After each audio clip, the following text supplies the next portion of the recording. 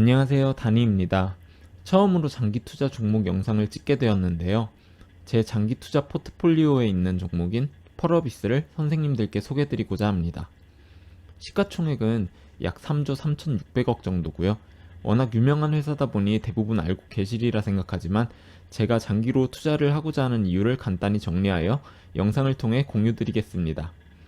아직 저도 매수를 들어가지 않은 상태이고 언제쯤 매수를 들어갈 생각인지도 말씀드리도록 하겠습니다. 펄어비스의 재무 상태는 양호하다고 생각이 되고요. 다른 국내 대형 게임사들과 비교하면 조금 떨어지는 것은 맞지만 후발주자로서 이 정도면 굉장히 양호하다고 생각합니다. 펄어비스가 후발주자기도 하지만 다른 게임사들과 비교해서 개발비 재투자 비율이 2배 이상 높기 때문에 보이는 결과라고 생각이 되고요.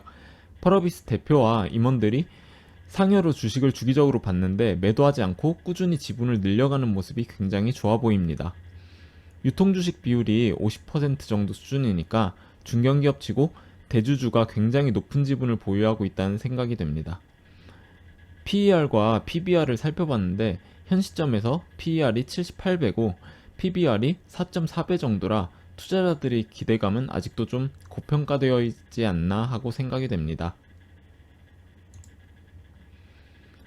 기대되는 호재들로 현 시점 가장 이슈가 되고 있는 기대작 도깨비입니다. 제가 볼 때 현존하는 메타버스 컨텐츠 중에 가장 압도적이라고 생각이 되고 또 한국적인 배경 그래픽을 잘 살려 개발하지 않았나 생각이 됩니다. 그래픽 자체가 모든 연령층들이 거부감 없이 선호할 수 있는 그래픽이라고 생각이 됩니다. 그리고 이 게임의 구조를 생각해 봤을 때 이 게임의 최대 강점이 무한한 확장이라는 생각이 되는데요. 현재는 한국 배경으로만 출시가 되겠지만 앞으로 유럽이나 미국 같은 배경도 충분히 개발해서 출시를 할 수가 있고 그렇게 되면 판매로 이어질 수도 있기 때문에 매출 증가에 영향이 있겠죠. 실제 브랜드 업체들과 광고 계약을 맺고 마을 내에 광고 계약을 맺은 브랜드 가게를 내서 사용하는 유저들이 직접 체험하고 구매할 수 있도록 만들 수도 있다는 점입니다. 예를 들어서 현대자동차와 펄어비스가 광고 계약을 맺었다고 가정을 하면 도깨비 마을 내에 현대자동차 매장을 만들어서 도깨비를 플레이하는 유저들이 매장에 들어가서 현대차 시승을 해보고 게임 내에서 구매하여 타고 다닐 수 있게 구현하는 것도 가능하다는 것이죠. 아직 도깨비 영상을 못 보신 선생님들도 계실 수 있을 것 같아서 말씀을 드리면 도깨비 내에서는 자동차를 타고 운전을 하면서 돌아다닐 수가 있습니다. 이러한 확장성들 때문에 저는 현존하는 메타버스 컨텐츠 중에 가장 유명한 게임이 아닐까 생각이 되고요. 하지만 계속 문제가 제기되는 최적화와 안정화 자막도 출시 지연이 계속될 수 있다는 썰들이 많이 나오고 있는데요. 이 부분이 큰 리스크가 될 수 있을 것 같습니다. 두 번째 기대작으로 붉은 사막이 되겠습니다. 현재 펄어비스에서 서비스 중인 검은 사막의 후속편인데요. 게임 이름은 후속편이지만 게임 세계관 자체가 완전히 새롭게 구성이 되면서 완전히 다른 새로운 게임으로 받아들여지고 있습니다. 사실 최근에 모바일 게임들이 트렌드가 되면서 MMORPG 시장이 많이 죽었고 MMORPG를 즐기던 유저들도 요즘 할만한 게임이 없다는 말을 많이 하는데요. 붉은 사막 영상 트레일러가 공개가 되고 나서 RPG 게임을 접고 모바일 게임으로 넘어간 유저들을 다시 돌아오게 할 만큼의 큰 기대를 받고 있는 상황입니다.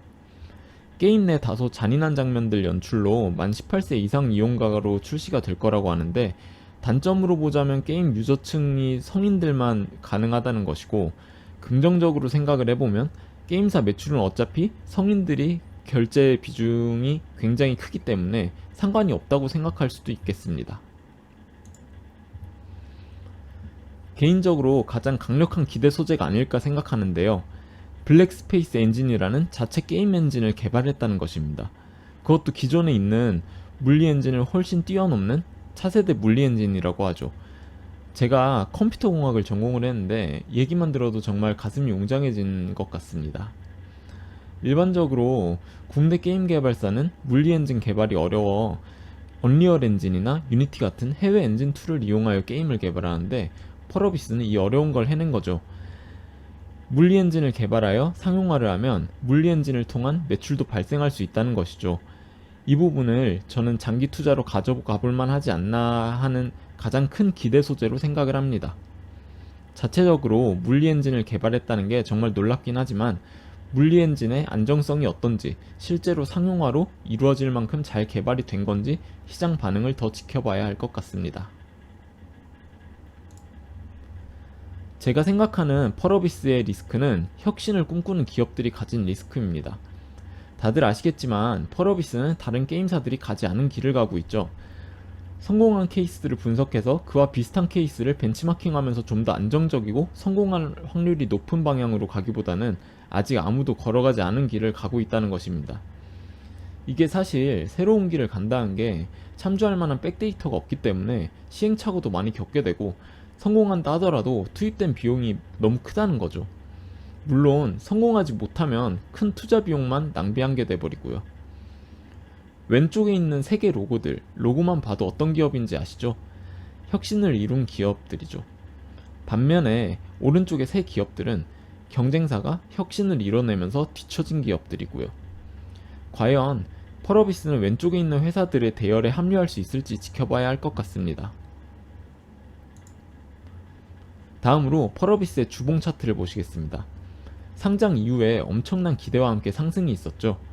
하지만 올해 초 상승 쐐기를 이탈하면서 큰 하락이 나온 상태입니다. 저는 개인적으로 하이먼 민스키 모델을 믿는 편입니다. 그동안 주식이든 코인이든 매매를 하면서 차트에서 하이먼 민스키 모델을 그리는 것을 수없이 봐왔고요.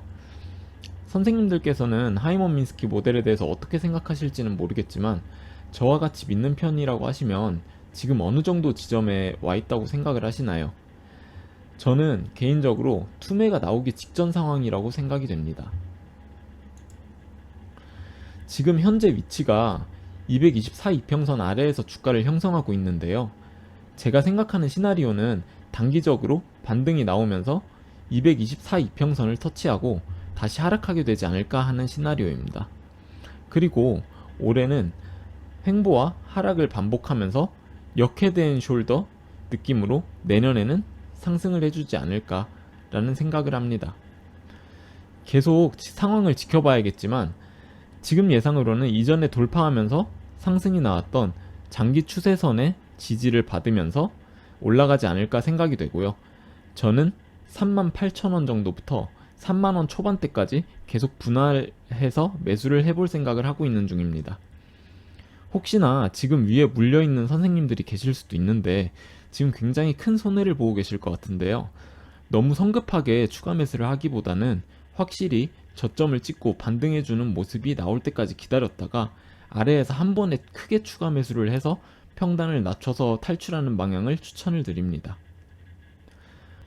오늘도 영상을 봐주셔서 정말 감사드리고요. 장이 종료되면 어제 영상에 이어서 마감 브리핑 영상 찍어서 올리도록 하겠습니다.